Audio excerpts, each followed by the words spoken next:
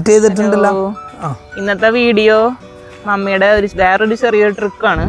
എന്താ മമ്മി ഇന്നത്തെ ട്രിക്ക് പറഞ്ഞു കൊടുത്തത്? നമ്മളെ പയറിനൊക്കെ വള്ളി വീശി കഴിഞ്ഞ് കഴിഞ്ഞാൽ പണ്ട് കാലത്ത് എന്ന് വെച്ചാൽ അതിന് കോല് കുത്തി കൊടുക്കണം. അപ്പം നമുക്ക് കോലൊന്നും കിട്ടാൻ അത്ര വലിയ സൗകര്യം ഇല്ല. അപ്പം നമ്മൾ എന്താ ചെയ്യുന്നത്, നമ്മുടെ പഴയ ഉടുപ്പുകളുടെ തുണിയോ അല്ലെങ്കിൽ ഡബിൾ മുണ്ടുകളോ ഒക്കെ ഉണ്ടെങ്കിൽ മുറിച്ചിട്ട് നീളത്തിലുള്ള കഷ്ണങ്ങളാക്കാം. എന്നിട്ട് ഇതിങ്ങനെ വെച്ച് കഴിഞ്ഞ് കഴിഞ്ഞാൽ ഈ പയറിനെ കൂടെ പയറിൻ്റെ കടയ്ക്ക് വെച്ച് കൊടുത്താൽ അത് ഞാൻ കാണിച്ചിട്ട് ഉണ്ടോ, ഇത് മേക്കൂടെ ഇങ്ങനെ ചിറ്റിയാണ്ട് കൊടുത്താലേ ഇങ്ങനെയാണ് കെട്ടി നിർത്തിയാൽ അവൻ അവിടെ നിന്നോളും. എന്നിട്ട് ഇത് മേക്കൂടെ ഇങ്ങോട്ട് കയറ്റാൻ കിട്ടും.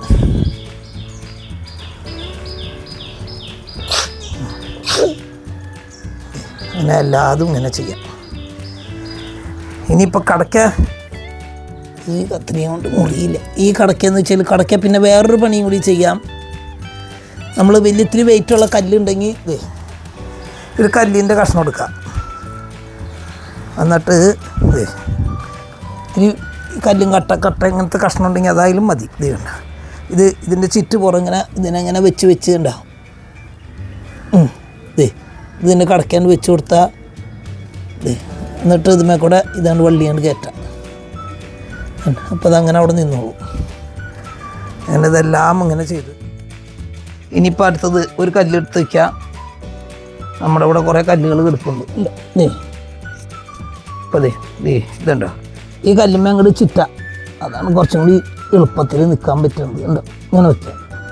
എന്നിട്ട് നമ്മുടെ ഇതിങ്ങനെ വെച്ചാൽ അതും നിന്നോളും അവിടെ തന്നെ. എനിക്കാണ് കല്ലാണ് കുറച്ചും കൂടി ടൈറ്റ് ആയിട്ട് നിൽക്കുന്നത്. അത് തന്നെയാണ്.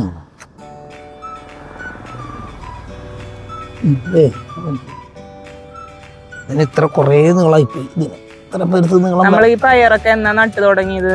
ഇതിപ്പോ 3 ആഴ്ച എത്തിയ പയറാണത്. നല്ല നമ്മള് പയറ് നടണത് അങ്ങനെ വീഡിയോ എടുത്തില്ല. അത് പയറിന്റെ നടണ വീഡിയോ ഉണ്ടായില്ല. എന്നാലും മമ്മിക്ക് അറിയണ കാര്യങ്ങളൊന്നും നമ്മള് തോട് കീറിയിട്ട് കുമ്മായ ഇട്ട് 2 ആഴ്ച കഴിഞ്ഞിട്ട് ആ മണ്ണിൽ പയറിനാവുമ്പോൾ നമുക്ക് ചാരം മാത്രം ഉപയോഗിച്ചാലും മതി. ചാണകപ്പൊടി ഇട്ടാലും കുഴപ്പമൊന്നുമില്ല, പക്ഷെ ചാരം മതി പയറിന് അതിൻ്റെ ആവശ്യമുള്ളൂ എന്നാണ് പറയുന്നത്. അപ്പോൾ അത് കഴിഞ്ഞാൽ നമുക്ക് പയറൊക്കെ ഉണ്ടായ 1.5 മാസം കഴിയുമ്പോഴേക്കും നമുക്ക് പയർ പറിക്കാം. ഇങ്ങനെ വെച്ച് കഴിഞ്ഞാൽ ഇതിൻ്റെ ഇലയും കറി വയ്ക്കാം. ഇതൊരു തരം വയലറ്റ് നല്ല നീളമുള്ള പയറില്ലേ, അതിൻ്റെ വിത്താണിത്. അത് ഈ പന്തലിലുണ്ടായി കിടക്കുമ്പോൾ കാണാൻ തന്നെ ഒരു ഭംഗിയാണ്.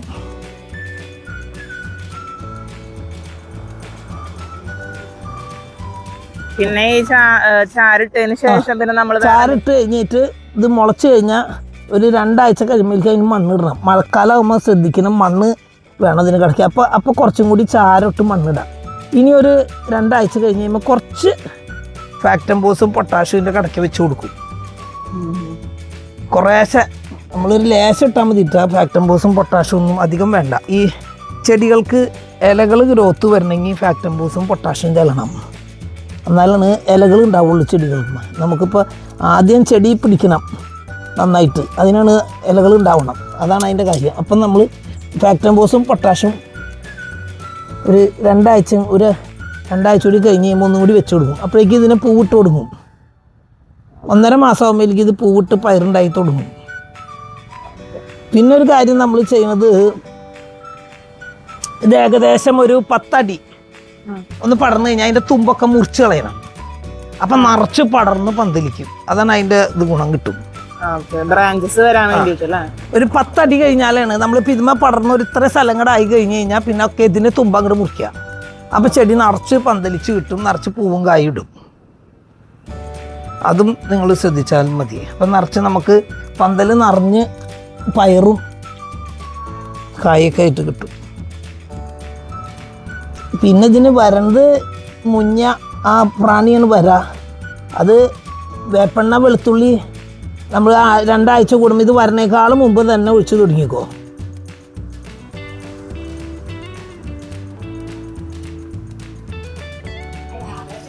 പിന്നെ പയറും ഇങ്ങനെ വെള്ള പോലെ ഒരു സാധനം, വെള്ള ഒരു ഇതുപോലെ മണ്ടരിയാണ് ഈ സാധനം വരാ. അതാണ്.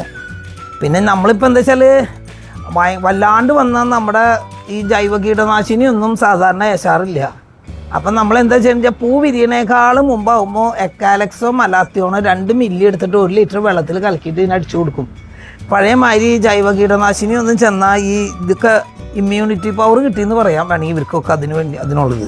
അത്രയും നമ്മൾ മുൻപ് തുടങ്ങി ചെയ്താൽ ശരിയാവുന്നുണ്ടെങ്കിൽ നമ്മളിപ്പോൾ ഇത് കഴിഞ്ഞ് ഒരാഴ്ച കഴിഞ്ഞ് കഴിഞ്ഞാൽ നമ്മുടെ വേപ്പെണ്ണ വെളുത്തുള്ളി ഇതിനടിച്ചു കൊടുക്കുക.